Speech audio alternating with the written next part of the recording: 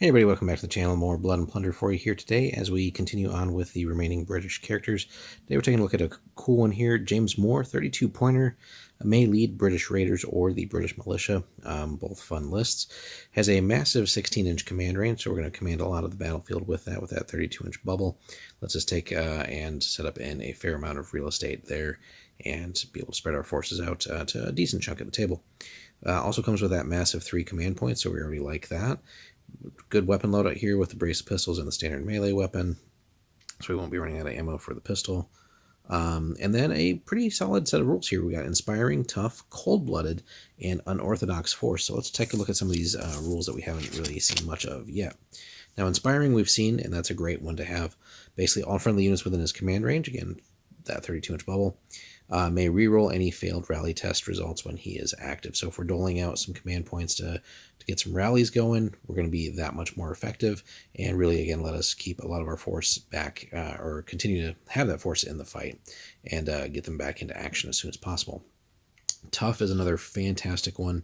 Basically, if this unit ends in activation with any amount of fatigue and it didn't push or gain any fatigue during the activation, it can remove a point of fatigue at the end of its activation. So fantastic stuff there. If you've acquired some and you're in a spot where you're not really taking on more, getting essentially a free action out of that to remove fatigue is great. Not having to spend your precious regular actions on that if you know that that's going to kick in for that turn. So fantastic stuff there. Keeps that unit from getting bogged down and being less effective.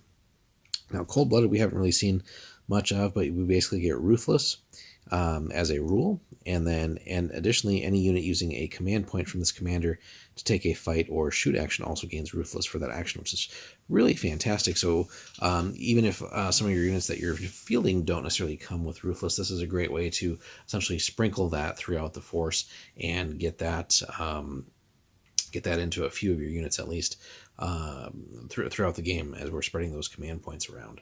So really fun stuff there, and just puts an emphasis on being careful with the command points so that we can hopefully maybe use like at least one a turn to get a unit to shoot with that and then get Ruthless as part of it. So fantastic stuff there. And then finally, Unorthodox Force is a new one here that we haven't really seen much of. And basically what we're getting here, a force led by this commander may include Braves, so Native Americans, as core units. So a good solid little bit there that we can use to essentially adjust the force. So we've seen when we did our series review on all the different forces that are out there for the different factions, anytime we can get sort of free unit swaps and other things like that, that's always great to just give us more options on how we want to create that force. And here with him as the special character, part of that points investment that we're going to get here is being able to include Braves, Native American ones as core units. So keep that in mind with the 2 forces that he can be fielded in, and that is the British Raiders or the British Militia. So being able to sprinkle in some native units just can add some different wrinkles there too.